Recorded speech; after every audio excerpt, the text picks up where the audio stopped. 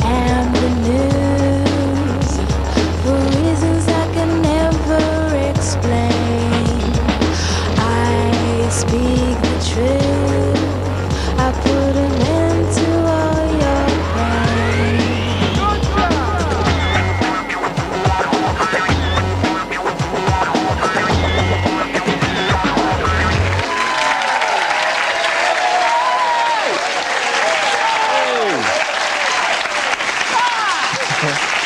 It's Wednesday, the 30th of September. It's Channel 4. The time is exactly 10:55, and this is the 11 o'clock show. So there you go. On the air, 10 seconds, and already we've screwed up. I'm Fred Macauley. I'm Brendan Burns, and loitering on the sofa is the 11 o'clock show's roving reporter, Iain Lee. Hello, I'm Iain Lee, and I believe in magic. Thanks, Ian. This is the day when it was discovered that 5 million gallons of raw sewage flowed into the River Cray in Kent. 5 million gallons? That's shitloads. Yes, Brendan. And it's also the day that gibbering Scottish railman Jimmy Knapp made a keynote address to the Labour Party conference and said, eh. Sorry, Jimmy, I don't know what key that was or what note. Over on the other side right now, it's Newsnight. 45 minutes of serious news, insight and analysis. Well, we can do all that. And what's more, we can do it in 60 seconds. As curfews for children come into force, police expect kids to be inside by 9. But with good behaviour, they should get parole by 13. Bosses fear consequences of new 48-hour working week. A CBI spokesman asked, does this mean we have to come in before lunch? John Prescott slates privatised rail companies' performance. Jimmy Knapp so confident they'll be renationalised, he's run up his own Jim'll-fix-it badges. The BMA admits that doctors have been covering up the truth about ME for years. Like BSE and CJD, they simply can't remember what the initials stand for. 6 tons of cheese stolen from the British Cheese Championship. Police are looking for the 2 Ronnies to help write the punchline. Coming up in the show, News Gold. Hi, my name is Tommy Vance, and let me take you on a rock and roller coaster trip through time to the stories that we used to thrill to. Lord St John of Fawsley meets the Channel 4 voice of youth. You were with Thatcher in the government? Yes, for a time, until she threw me out. And what was she like? Was she a bitch?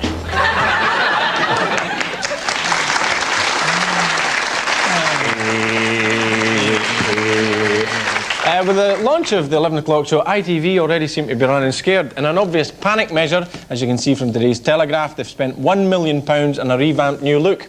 Unveiled yesterday, ITV now calls itself the People's Channel and has a heart symbol and a logo in, and I quote, caring lowercase initials. So the keywords are people's, heart and caring. That reminds me of someone.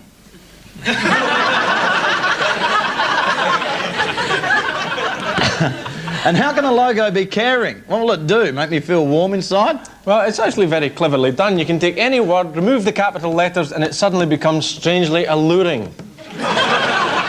See? The frightening power of persuasion. According to the article, ITV have incorporated the heart into several spinning motifs to be shown before programmes. Although they're being kept under wraps until the official launch, Brendan has kindly agreed to recreate them for us live in the studio. See if you can spot the link between them. The first one is a Union Jack with the heart in the middle of it. Second one is sparkles in the shape of a heart. And the third one is a cake with, yes, a heart. Oh. So the keywords are Union Jack, sparklers, and a great big cake all to yourself. That reminds me of someone. As part of the revamp, they've also planned changes in the schedule. Details haven't been officially released, but according to this leaked document, the new schedule will include a nightly show with Will Carling that'll only run for 3 weeks, and a new series called Can Cook But Will Vomit. Yesterday, in Tony Blair's big speech to the party conference, he outlined his vision of a new Britain based on the idea of community spirit. But just how strong is community spirit in Britain? Well, earlier today, I sent out myself out to find out, and here I am now on film. So, community spirit. Would people help others in need, or couldn't they give a monkey's toss? Excuse me, sorry, you couldn't do me a favour. Would you be able to tie my shoelace up, please? I don't know how to do it. It's come undone. That'd be great. I've got quite an important job in for you today as a spy for the government. I just need to look... That's fantastic, thank you very much. Yes, I've got a very important date with, well, it's all very hush-hush, but with George Michael today, and I want to look the smartest I can. I just went to the dentist and had some fillings done, very painful, but I really fancy some chewing gum, but I can't break it down. Do you think you could chew it for me, just to make it a bit softer, and then... It's just that I'm trying to give up smoking as well. If you roll it up in your hands, that'll soften it. That'd be great, just break it down a bit.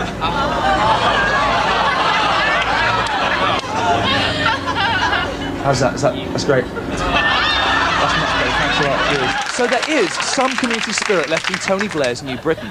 But his other main theme was the zero tolerance towards crime policy. But which is stronger? People's desire to stop crime or their willingness to help others? And what if that person who needed help was in fact a criminal? With the aid of this crappy disguise, I intend to find out.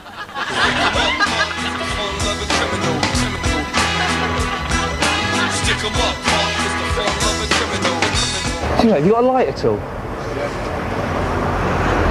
Cheers, thanks very much.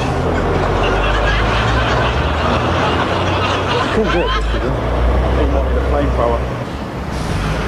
Cheers. Excuse me, mate, you couldn't do me a favour. You couldn't post these photos to me because I'm under surveillance. I'm not supposed to put this sort of stuff through the post. It's a bit explicit, you know what I mean? It's ladies and animals, really. They're watching me. They won't notice you. They won't notice you at all. Just whack it in there. Well, look, who's going to know? That'd be great if you're doing me a favour. Save me going down for 20 years. Cheers. This is great. Christy, cheers. Excuse me, pal, I've just got a load of cheese in. Do you fancy any 30 grand's worth of it? Nice cheap cheese. I've got about 30 grand's worth. I mean, you could have this. You could have this for a quid. And I can, if you want, I can go and get you. I've got a lot more. Excuse me, you couldn't get me out and just getting these in the back of that Jag, could you? That's bloody heavy. So if you see any police around, just give us a shout. You know what I mean? It's a bit hot in the city. You back in the lorry? Well, out of someone's flat. You know what I mean?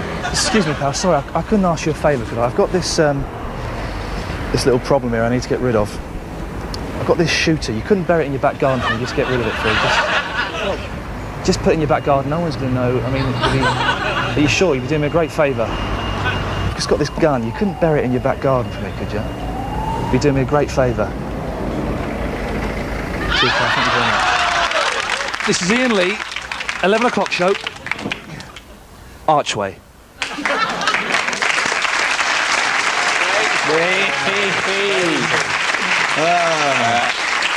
Was that a real shooter, Ian? Yes, it was, and I used it on the way.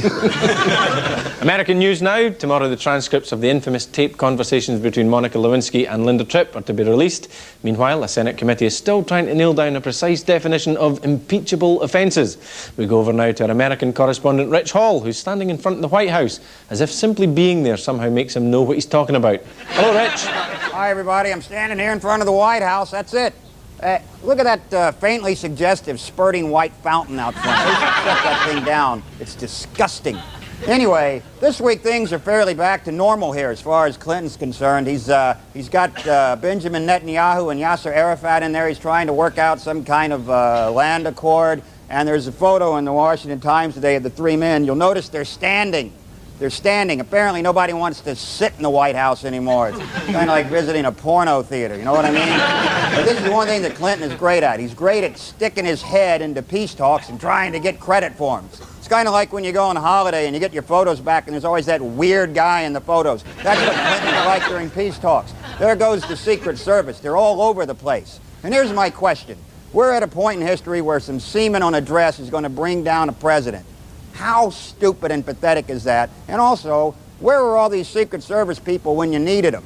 You know what I mean? If they throw themselves in front of a bullet, come on. Anyway, I'm Rich Hall here in Washington, D.C. See you later.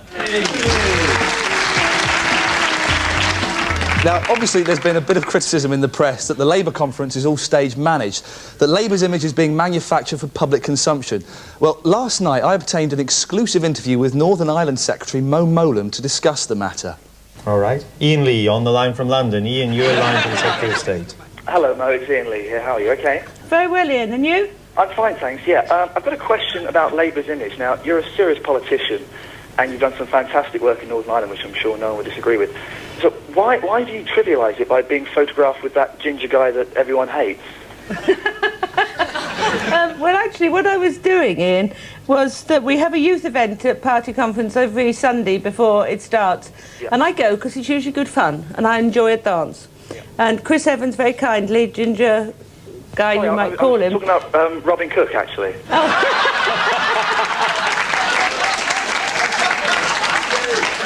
All right, I know it's not big and it's not clever, but just for one moment there, I felt close to the heart of power. Last night, the West End saw the premiere of Steve Coogan's run in London. There he is, with his hand on Caroline Ahern's left breast, practising for when he gets a Golden Globe Award. But you couldn't have gone because you wouldn't have been able to get a ticket, because it was only it girls and boys that were allowed in. Luckily, we've got our very own it girl. She's called Pandora Box Granger, and here's her report. But we should warn viewers that they may find some of the following scenes distressing. She really is terrible. Well, here I am in the middle of London, and you'll never guess how I got here. My nasty car never turned up, so I had to go on one of those wonderful wizard little metal tubes that zooms underground. It was amazing. There were so many people. I couldn't find my seat anywhere. I'm here at the premiere of the latest show of one of Britain's funniest men, the rubber-faced womanizer Steve Coogan. Oh my God, look over there, that's Goldie. Apparently he was named after that dog from Blue Peter. There's Frank Skinner and that bloke from the Lightning Seeds. Well, I expect they left David Baddiel in the pub. Oh, and there's that woman inside Mrs. Merton. She's always drunk. Oh my God, there's that grubby guy from The Verve. And look, it's Trevor McDonald. Oh, how sweet. He shaved off his moustache, especially for the occasion. Well, I've got all my jokes ready for the post-show bash. It'll be a real hoot. Roo-doo-doo. Okay, what do you call a donkey with 3 legs? A wonky.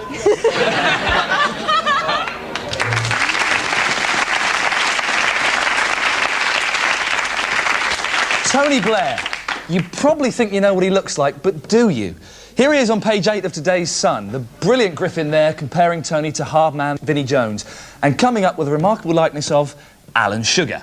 And here's Blair on page 7 of the same paper, David Smith's ingenious portrayal of our leader as Star Trek's Mr. Spock. So if our cartoonists are rubbish, where do we look for the fresh talent? Well, strangely, the answer lies on the letters page of today's Sun. Well, we have a charming cartoon by none other than former gangland overlord Reggie Cray. And there's a great letter from his wife Roberta defending Cray's artistic talents after art critic Brian Sewell called the piece the work of a mental defective. We on the 11 o'clock show thought the idea of commissioning dangerous psychopaths to draw cartoons was such a good one that we've got hold of some other crazed inmates' work. Here's road rage killer Tracy Andrews' effort, a wry look at transport policy. What do you think of transport? It's all right. Sorry, I appear to have cut your head off and blamed somebody else.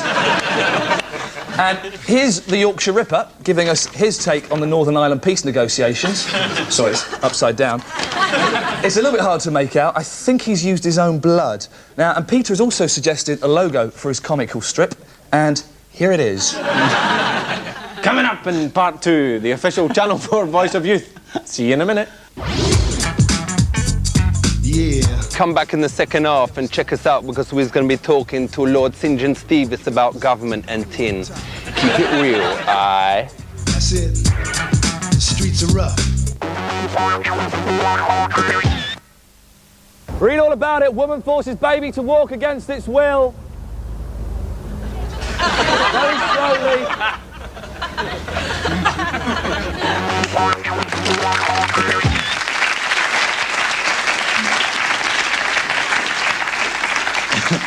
Welcome back to the 11 o'clock show, grabbing today's news by the neck and spaffing on its bangs. It's the 11 o'clock show. In his speech at Blackpool yesterday, Tony Blair reaffirmed his commitment to constitutional reform. But just what is this constitutional reform? And could any subject be duller? We sent the official Channel 4 Voice of Youth, Ali G, to interview former Tory Minister Lord St. John of Fawsley in the hope that he could explain just how our government works to the youth of Britain. Yeah, don't stop. It goes out to the crew up top. That's it. Wicked. Now, check this. Now, politics is something that everyone needs to know about. It may sound boring, it may sound whatever, dull when you watch it on the news, but it's something you've got to know about because it's about the country. Now, I'm here with St. John of Fawsley, and he's going to tell us about it. Politics is important, isn't it? Yes, it's trifling important because it enables ordinary people to have their say. If we use an analogy from the street, If this is a club, the political system, the Lord, the Commons, whatever, who is the DJ? Who is rocking out the rhythm? Who is laying down the rhythm? Well, I suppose in the House of Commons it's the Speaker who has to control the debate, who calls the people to speak. It's a woman at the moment, Betty Boothroyd. So let's keep with that. Who is the rapper who's going on the rhythm that Boothroyd is laying down, and yet he's doing the lyrics? He's putting out the lyrics that make sense off the beat that the DJ is doing. Well, the lyrics are made by the members, and the front bench of the two parties, the leaders of the two parties, they, I suppose, would be equivalent to the DJs. So they are like Biggie Smalls. Yes. They are like Dougie Fresh, whatever. Who is there? You've got the music, you've got the rapping. Who's there checking out the new fly moves, doing a new crazy legs, doing something fly, something interesting, different to the music, but making sense of it? Well, anybody can do that who's so minded, but the people who have the biggest role are the people called front benchers, who sit actually on the front bench in the House of Commons. They have particular ministries, and that's their responsibility, and they take the lead. And who is like Dougie Fresh and the Get Fresh crew? Who is there doing the human version of the beatbox? Doing the... that backs up the Those are the ordinary members. It's much more democratic, you see, than the rap scene. Who is the club owner who say, all right, that's enough, too much music, turn it down? The people. What about like politicians, like the idea of representing? Like rappers represent, politicians represent. I represent my men in Slough, my men, my posse in Staines, in Ivor Heath, the Staines Massive, whatever. The MP, he represents Berkshire. Is there a difference? Are we going to start seeing the rappers, the House of MPs becoming the House of MCs? Well, I think that all the time the composition is changing, but what you've got in the House of Commons is you've got too many lawyers and too many teachers. And not enough rappers. Not enough rappers. And DJs. And DJs. My main man, St. John, wicked, taking it out in the main House of Lords match.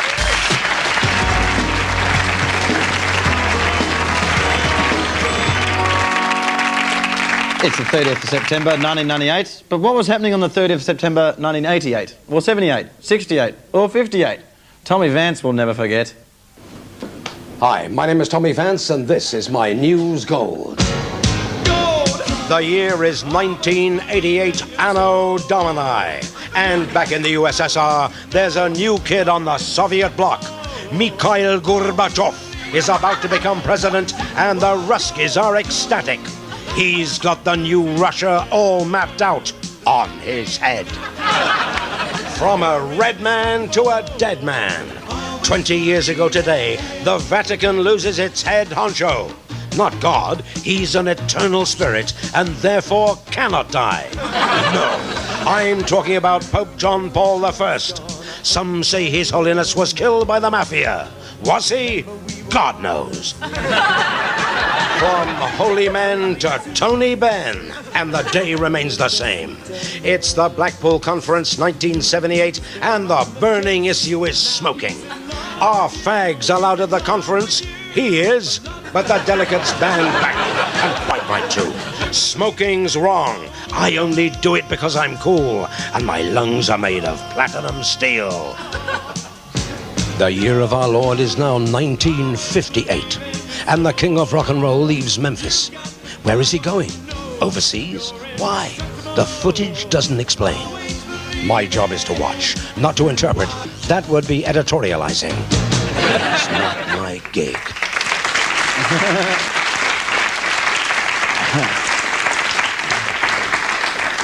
Thanks, Tommy. The Daily Express has its own nugget of news gold today with this late-breaking story under the headline, Great Cover-Up on JFK Shooting. Just in, Christ Crucified. The Express tells its astounded readers that they suspect there was something fishy about the death of President Kennedy. My God, someone should make a film about this. This may come as a surprise to you, but the papers don't always tell you the truth. But you can trust us to give it you straight. Here's what the papers ought to say.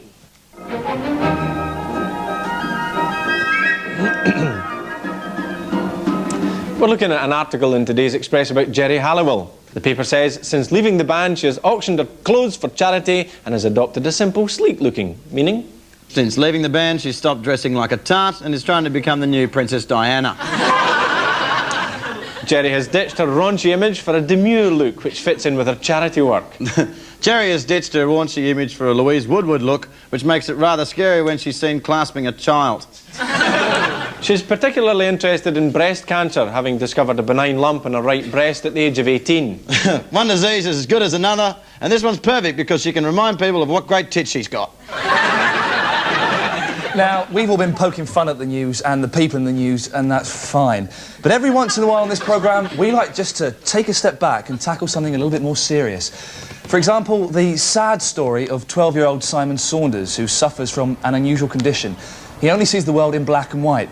For Simon's parents, his life has been a difficult journey. It's just the simple things in life that we all take for granted. The flowers, the green grass, sunshine, blue sky. Just basically things like that you know, are just going to be totally different to him. They are totally different to him. Simon really is quite a remarkable case. But before we can even think about treating him, we have to understand exactly how the world appears to him in monochrome. Now, by using the very latest gamma cortex fibre optic technique, we've developed a special implant which allows us to see exactly what Simon sees. And the pictures we received thus far really have been quite remarkable.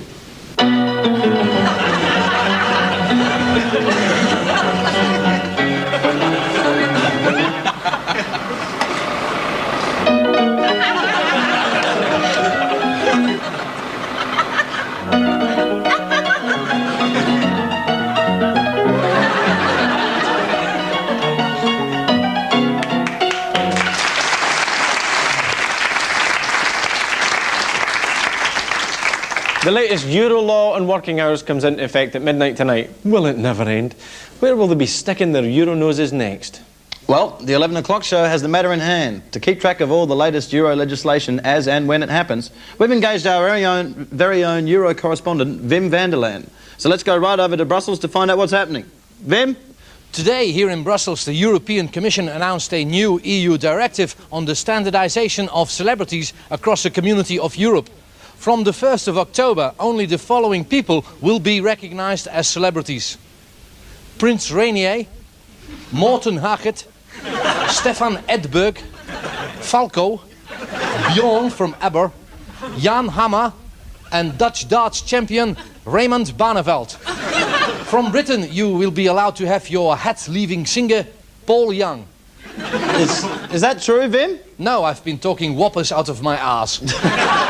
So why are you saying this? Because we are Europeans and we hate you British. Wim van der Laan there, live from Brussels, and what a lovely sunny evening they're having there.